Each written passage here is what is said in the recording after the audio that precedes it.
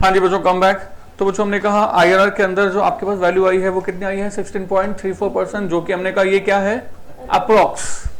अब ये अप्रोक्स कैसे, मतलब अप्रोक्स का मतलब क्या हुआ, क्यों, राइट। तो अप्रोक्स क्यों है ये मैं बाद में बताऊंगा। पहले मैं आपको ये बताता हूं कि ये आईआरआर है भी या नहीं। हमने फाइंड तो कर दिया, हमने कहा आईआरआर, हमने आपको बोल दिया, लैंग्वेज बता दी, IRR is the actual rate of return, right. But ये एक्चुअल रेट ऑफ रिटर्न है भी या नहीं, प्रूव तो करें, राइट। या मैंने ऐसे सिखा दिया और आपने सीख लिया, तो there must be some proof, right. तो let us do one thing, हम इसको प्रूव करके दिखाते हैं कि जो 16 पॉइंट समथिंग परसेंटेज जो हमने निकाला है 34%, ये हमारा आईआरआर है या नहीं। अप्रोक्स है तो कोई बात नहीं, अप्रोक्स के अकॉर्डिंग आंसर आ जाए, करेक्ट। अब इसको प्रूव करना चाहते हैं। हमने कहा टू प्रूव कैसे करेंगे। आपको याद है हमने बचपन में टू प्रूव बहुत सारे किए थे मैथ्स के अंदर, राइट। ये मैथ्स एफएम ऑलमोस्ट मैथ्स के जैसा है, थोड़ा थोड़ा, राइट। और जिन बच्चों को मैथ्स से डर लगता है उन बच्चों को एफएम से भी डर लगता है, राइट। बट मैं आपको बता दूं, मैथ्स आपको आता हो या ना आता हो, उससे एफएम में कोई फर्क नहीं पड़ता, क्योंकि यहां पर मैथ्स का हमें क्या चाहिए होता है, प्लस माइनस मल्टीप्लाई डिवाइड। और अगर प्लस माइनस मल्टीप्लाई डिवाइड में भी आप जो है कमजोर हैं तो कोई दिक्कत नहीं है, एग्जामिनर ने आपको कैलकुलेटर अलाउड दिया हुआ है, अलाउड किया हुआ है। तो ये सब तो कैलकुलेटर पर आंसर हो जाता है। आपको टेबल नहीं आता है तो विल नॉट मैटर, टेबल जो है सब कुछ यहाँ पर आ जाएगा। 9 दा बताओ क्या है, नहीं आता कोई बात नहीं, 9 × 9 का तो आपके पास आ जाएगा, राइट।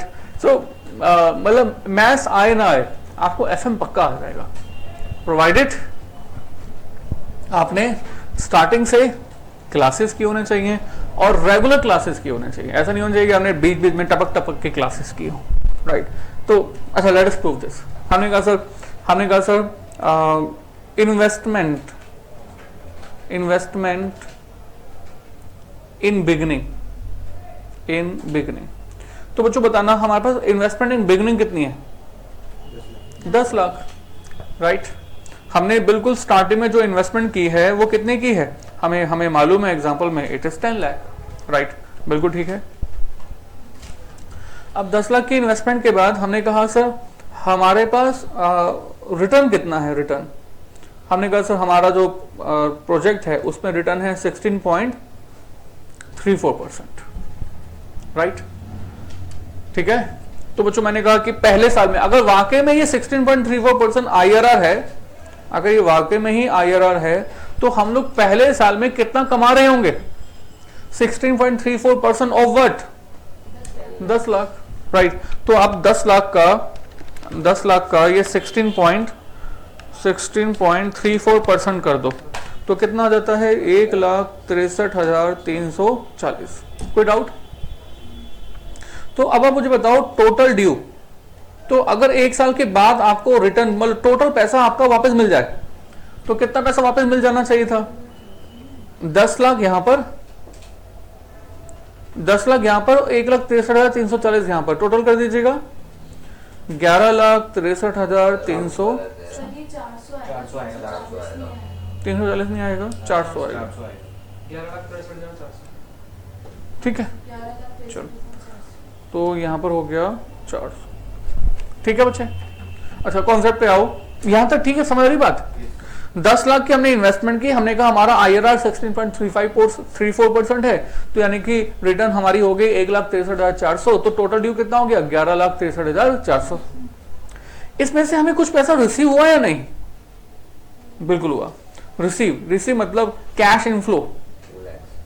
देखो आपने 10 लाख लगाया, 10 लाख लगाने के बाद आपको पूरे साल कुछ रिसीव नहीं हुआ, पर एक साल के बाद तो कुछ रिसीव हो गया ना, 2 लाख रुपए।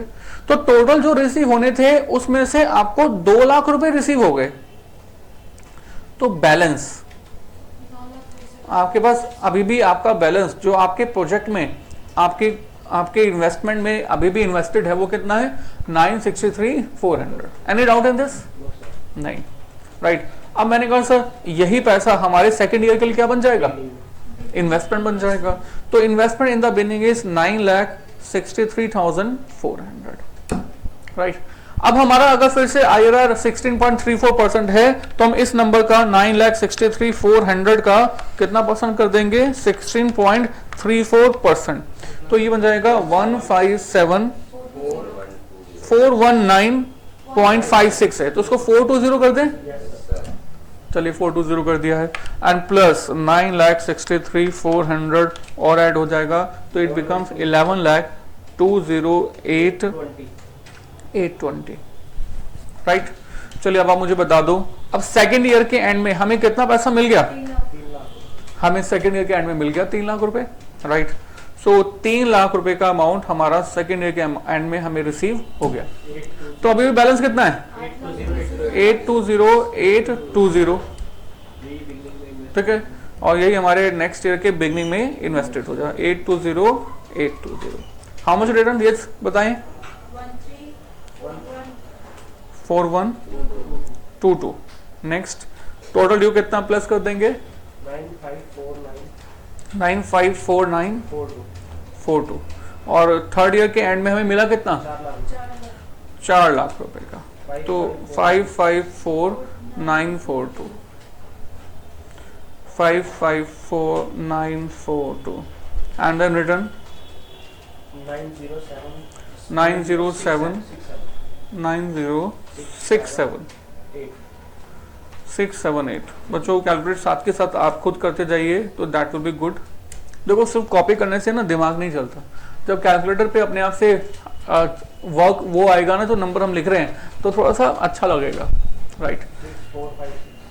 645620, ठीक है, एंड देन फोर्थ ईयर के एंड में मिलेगा कितना, 3 लाख रुपए का, 345620, राइट। अब फिफ्थ ईयर के बिगनिंग में इन्वेस्टेड कितना, 354620। हाउ मच रिटर्न, फिर से 474 56474, टोटल ड्यू 402094, एंड रिसीव कितना, रिसीव 4 लाख रुपए का अमाउंट, राइट। तो अभी भी बचा कितना, 2094, राइट। मतलब अगर IRR वाकई में 16.34% होता, अगर ये वाकई में 16.34% होता, तो लास्ट में बचना कितना चाहिए था, 0, पर सर 0 नहीं बचा, राइट। बट सर लाखों की कैलकुलेशन में बचा कितना अमाउंट, अराउंड 2000 रुपए, राइट। आपको सर ये कैसे, तो इसका मतलब है हमारा आंसर गलत है। सर गलत नहीं है, मैंने आपको पहले था, ये आंसर जो है वो क्या है, अप्रोक्स है। हमने तो पहले से बोल दिया है कि आंसर अप्रोक्स है। अब नेक्स्ट क्वेश्चन इज कि सर ये अप्रोक्स है कैसे, और आपको कैसे पता चल गया कि ये अप्रोक्स है, राइट। तो जो इसके लिए मैं आपको थोड़ा सा आपके बैक में टाइम वैल्यू मनी में फिर से लेके जाना चाहूंगा। देखो आपको याद होगा, हमने आपको इंटरेस्ट के लिए 2 मेथड बताए थे, और ये 2 मेथड इनफैक्ट 3 मेथड थे, 2 तो हैं ही, एक तो है सिंपल और एक है कंपाउंडेड, ठीक है। सिंपल मेथड क्या होता है, सिंपल मेथड के अंदर T1 T2 T3 जितने भी ईयर्स हों, अगर मैंने कहा अगर प्रिंसिपल अमाउंट स्टार्टिंग में 1 लाख रुपए का अमाउंट है, तो सिंपल मेथड के अंदर जो इंटरेस्ट कैलकुलेट होता है ना, वो हमेशा इस 1 लाख पे ही होता है। मैं कहा सर लेट अस से रेट इज 10%, तो फर्स्ट ईयर का जो इंटरेस्ट होगा वो कितना होगा, 1 लाख इंटू 10, 10/100 इंटू 1, यानी कि कितना, 10,000। सेकेंड ईयर की मैं बात करूं तो it will be 1 lakh into 10/100 into 1, यानी कि कितना, फिर से 10,000। थर्ड ईयर में कितना, 1 लाख इंटू 10/100, यानी कि फिर से कितना, 10,000, ऐसे ना। सो हमारे सिंपल इंटरेस्ट मेथड के अंदर हर साल का जो इंटरेस्ट का कंपोनेंट होगा दैट विल रिमेन्स कांस्टेंट। ये सिंपल इंटरेस्ट मेथड है, राइट। अगर मैं कंपाउंडेड इंटरेस्ट मेथड की बात करूं तो यहां पर क्या करते हैं हम लोग कहते हैं सर देखो फर्स्ट ईयर में जो हम इंटरेस्ट निकालेंगे ना, सो इंटरेस्ट निकालेंगे 1 लाख इंटू 10/100, यानी कि 10,000, राइट। बट जो सेकेंड ईयर में इंटरेस्ट निकालेंगे वो हम 1 लाख पे नहीं निकालेंगे, वो निकालेंगे इस 1 लाख जमा में 10,000 पर। टाइम वैल्यू मनी में मैंने आपको बहुत इस बारे में समझाया हुआ है। जनरली बच्चे को ये सब बेसिक मतलब बचपन में सिखाया जाता है। तो कंपाउंडेड इंटरेस्ट मेथड में जो हम सेकेंड ईयर में इंटरेस्ट निकालेंगे वो कैसे निकालेंगे, 1 लाख जमा 10,000 यानी कि 1,10,000 पर। तो सेकेंड ईयर में जो इंटरेस्ट निकलेगा वो कितना निकलेगा, 11,000। अब थर्ड ईयर में जो इंटरेस्ट निकालेंगे ना तो वो निकालेंगे 1,21,000 पर। ये कैसे हो गया, 1,10,000। हाँ, पुराने 1,10,000 में हमने 11,000 प्लस कर दिया, 1,21,000 आ गया, और इस नंबर का 10%, राइट। तो कितना हो जाएगा, 12,100। तो अमाउंट आ जाएगा, और अमाउंट कितना आ जाएगा, 1,21,000 से तो पहले से था, और जमा में 12,100 एंड प्लस कर दीजिएगा 132,100। I think clear. Compounded interest method में आप इंटरेस्ट पर इंटरेस्ट चार्ज करते हो, राइट। कंपाउंडेड इंटरेस्ट मेथड में आप इंटरेस्ट पर इंटरेस्ट चार्ज करते हो, राइट। और यहां पर जो इंटरेस्ट पर इंटरेस्ट चार्ज किया जा रहा है कंपाउंडेड इंटरेस्ट मेथड में, वो किस बेसिस पर है, एनुअली, राइट। और बाय डिफॉल्ट हम लोग कौन सा मेथड यूज करते हैं, सिंपल वाला या कंपाउंडेड वाला, बाय डिफॉल्ट जो हम लोग मेथड यूज करते हैं ना वो कंपाउंडेड करते हैं, राइट। हमारा क्वेश्चन था कि सर आईआरआर जो हमने लिखा है अप्रोक्स, ये अप्रोक्स क्यों लिखा है, हमें कैसे पता चल गया। देखो बच्चों, बाय चांस ऐसा होता कि आप कोई भी रेट लेट करते, लाइक लेट 18%, और 18% लेट करके आपके पास एनपीवी एग्जैक्टली 0 आ जाता, बाय चांस सपोज ऐसा हो जाता, तो जो ऐसे केस में आपका जो आईआरआर होता ना, आईआरआर एग्जैक्ट होता, अप्रोक्स नहीं होता, राइट।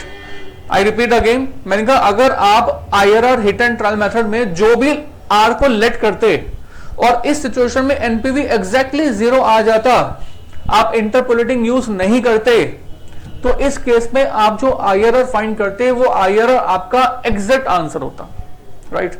बस यहां पर देखो क्या हो रहा है कि 15% में आपने पहले लेट किया, आपका एनपीवी पॉजिटिव आ गया, ठीक है। तो मतलब आपने जब 15% लेट किया ना प्रेजेंट वैल्यू फैक्टर, तो आपने प्रेजेंट वैल्यू फैक्टर तो निकाले, वो कौन से मेथड से निकाले, कंपाउंडेड वैल्यू मेथड से, गॉट इट। कौन से मेथड से निकाले, कंपाउंडेड। तो ये जो नंबर्स आ रहे हैं ये कंपाउंडेड वैल्यू मेथड से आ रहे हैं, राइट। फिर हमने 18% लेट किया, तो 18% लेट करने के बाद ये जो नंबर आ रहा है ये भी किस मेथड से आ रहा है, कंपाउंडेड वैल्यू मेथड में। बच्चों कहने मतलब ये कि आईआरआर में 15% तक तो आपने कंपाउंडेड इफेक्ट कंसीडर किया है, राइट। बट सर 15% और 18% में आपने क्या कर दिया, यहां पर यूनिटरी, आपने क्या यूज कर लिया कि 3% के लिए इतना अमाउंट, इतने अमाउंट के लिए कितना रेट होगा। पर सर यहां पर ये जो रेट आपने यहां पर निकाला इंटरपोलेटिंग मेथड यूज करके 1.34, क्या 1.34 में आपने कंपाउंडिंग इफेक्ट कंसीडर किया, बोलो, नहीं किया, गॉट इट। क्योंकि 1.34% के अंदर आपने कंपाउंडिंग इफेक्ट कंसीडर नहीं किया, इसलिए आपका पास ये लास्ट में जो आंसर है वो 0 नहीं आ रहा, ये जो नंबर है वो कुछ पॉजिटिव या कुछ नेगेटिव लास्ट में बच सकता है, राइट। तो ये एग्जैक्ट 0 कब आता, जब आप लेट करते हिट एंड ट्रायल मेथड में और एमपीवी एग्जैक्टली कितना बन जाता, 0 बन जाता, राइट। नेगेटिव भी आ सकता है। देखो ये जो आंसर है ये क्या बता रहा है कि आपके पास आईआरआर 16.34% के बाद भी कुछ है, मतलब एक्चुअल जो आईआरआर है वो 16.34% से थोड़ा सा ज्यादा है, राइट। अगर ये नेगेटिव बच जाता तो यानी कि एक्चुअल आईआरआर जो है वो 16.34% से थोड़ा सा कम रहता, राइट।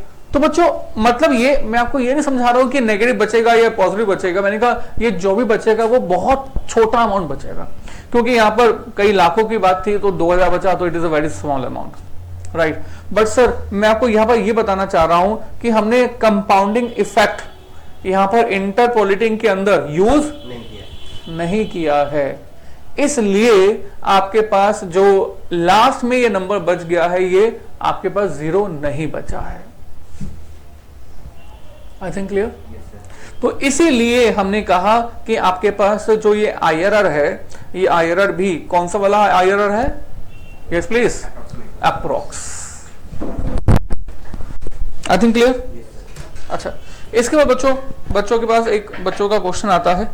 बच्चों का क्वेश्चन होता है कि सर आपने ये जो किया बिल्कुल ठीक है, आपने hit and try method use किया, राइट। हमारे इस एग्जांपल में तो बेसिकली आर जो है 15% एनपीवी के लिए गिवन था, है ना। आर जो है वो एनपीवी के लिए गिवन था 15%, उसके बेसिस पर हमने आगे थोड़ी सी कैलकुलेशन कर ली। बट सर सपोज करो, मान लो कि आपके पास आंसर जो है ना वो जो है गिवन होता आपके पास आंसर आपका जो आंसर होता है वो सपोज करो 35% है। कितना परसेंट? 35%। मैं आपको इस एग्जांपल में ये बोलता कि सर आप आईआरआर फाइंड करो। क्या फाइंड करो? आईआरआर।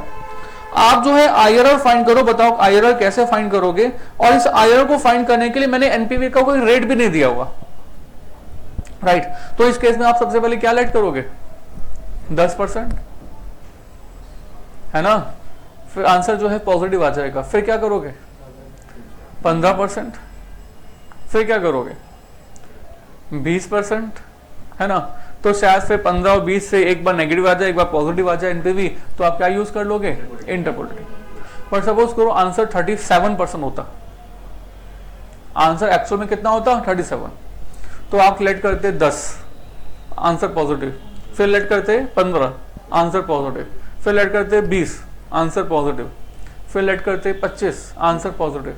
फिर लेट करते 30, आंसर पॉजिटिव। फिर लेट करते 35, आंसर पॉजिटिव। आंसर क्या है? 37। पर 35% लेट करने के बाद क्या करोगे? छोड़ दोगे।